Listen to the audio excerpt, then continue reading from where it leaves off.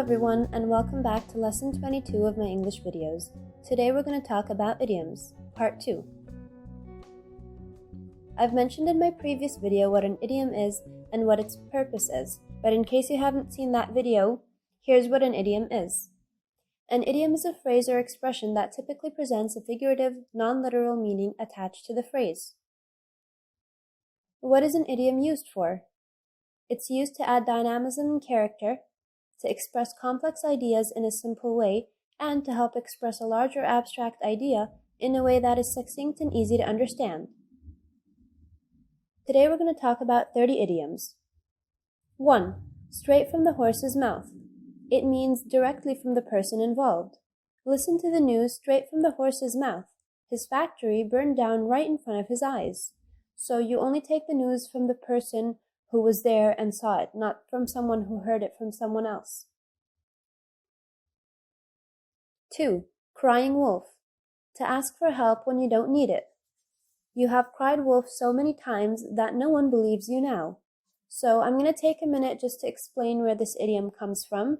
For those of you who don't know the story of the boy who cried wolf, there was a boy who was a shepherd and he was watching sheep, and he got so bored watching the sheep that he started telling everyone that there's a wolf going to attack the sheep, and everyone stopped their work and came to help him, and they found out that he was lying and there was no wolf. Then after a few hours he got bored again and did the same thing. Everyone also left their work and came to help him, and then they saw that there was no wolf. The third time a wolf actually came, and he called everyone and said that there was a wolf, and nobody came because they didn't believe him because he had lied the 2 times before. So this is where the idiom comes from.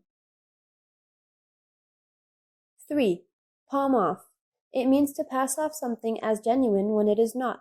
This shoekeeper always palms off old stock to the customers, which means that he gives them old stock and pretends that it's new. 4. Has bigger fish to fry. It means has more important work to do. Please don't bother me today with any calls. I have bigger fish to fry. So it means, please don't bother me today with any calls, I have more important work to do. 5. Look before you leap. It means to calculate the risks before advancing towards a possibility. You can't just sell all of your shares when the market is low.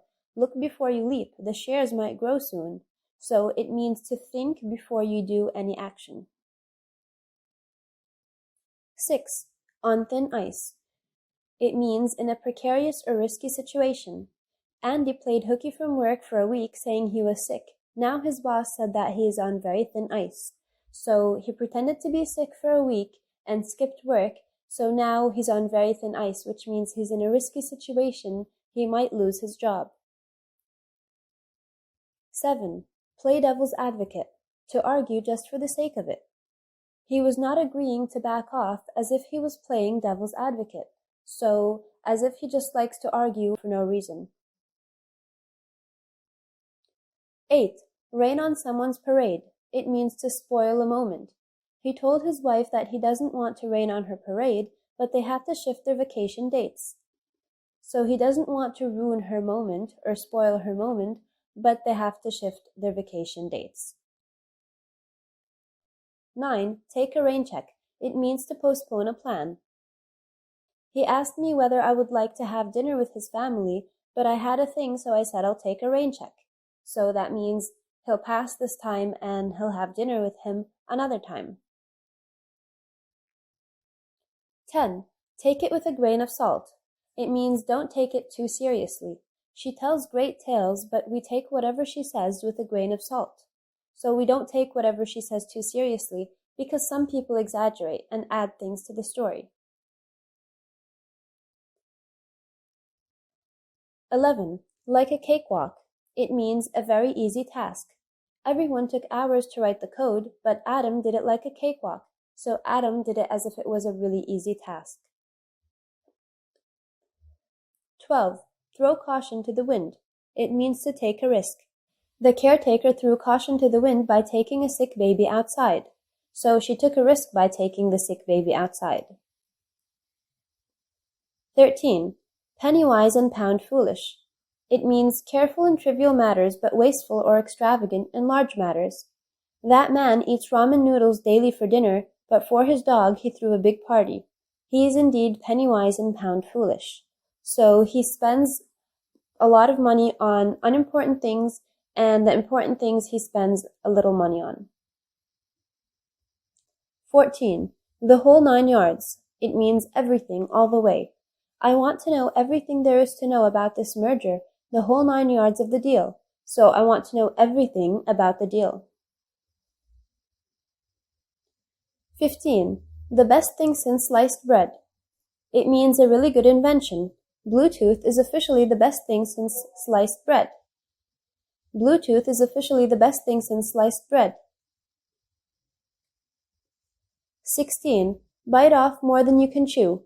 It means to take on a difficult work that is beyond your capabilities. Andrew told his boss that he will triple the sales, but in reality, he bit off more than he can chew, and now all of us are in trouble. So he told his boss that he can do more than he can actually achieve, and now he has to actually fulfill what he said. 17. Play by the ear. It means to improvise. I just went to Canada and did everything by the ear. No itinerary, no schedules. Another version of this idiom is wing it. So when you say I'm winging it, means I'm improvising. 18. Ignorance is bliss. You are better off not knowing some things. So that's what ignorance is bliss means. His wife always asked him what it was he did late at night, and it turned out that he was an inside trader. But she knew nothing about this, so she won't be convicted. Sometimes ignorance is bliss. So because she didn't know anything about what her husband does, so she won't be convicted. 19. Put something on ice. It means to put something on hold. As per the boss's order, Michael has put his personal matters on ice. 20. You can say that again. It means that's absolutely true. The earth is bleeding. You can say that again, pal, which means that's absolutely true. 21. Bite the bullet. It means to get something over with because it's inevitable. So it's going to happen either way, whether you like it or not. Sam was diagnosed with second-stage cancer, but he didn't want to get chemotherapy. By the will of his wife, he bit the bullet, so he did it just to get over with it. 22. Go back to the drawing board. To start over. It is not too late to go back to the drawing board and assess your mistakes. So it means it is not too late to start over and assess your mistakes. 23. Call it a day. It means to stop working on something. So what, we didn't complete the puzzle today? Let's call it a day and come back again tomorrow. So let's stop working on the puzzle now and come back again tomorrow. 24. Beating around the bush. It means to avoid giving a definite answer. When I asked my secretary about the missing file and documents, she was beating around the bush. So she was avoiding giving a definite answer, which means she has something to do with the missing file and documents. 25. Be in a tight corner. It means to be in a difficult situation. Sasha's low grades, despite her constant efforts, have put her in a very tight corner. So they have put her in a difficult situation. 26. At the 11th hour, which means at the last moment. While leaving for New York, Emily put her mobile phone charger in the bag at the 11th hour, so she put it in at the last moment. 27. Swan song. It means the last piece of work of an artist before his or her death. This painting was M.F. Hussein's swan song, so it was his last piece of work before he died. 28. Wild goose chase. It means futile chase. A futile chase is a chase that has no result. So you keep chasing something and you never catch it. Catching the two thieves together on a jam-packed road was no less than a wild goose chase for the policeman. So chasing the two thieves was a futile chase, which means that he was not going to be able to catch them. 29. Bury the hatchet. It means to end a quarrel or argument to make peace. My father buried the hatchet by equally dividing the pasta between me and my sister. So he ended the argument. 30. To bell the cat. It means to face a risk. He belled the cat when he was trying to escape the prison. So he faced a risk while he was trying to escape the prison. So these are the 30 idioms for today's video. Let me know in the comments below which idioms you have heard before.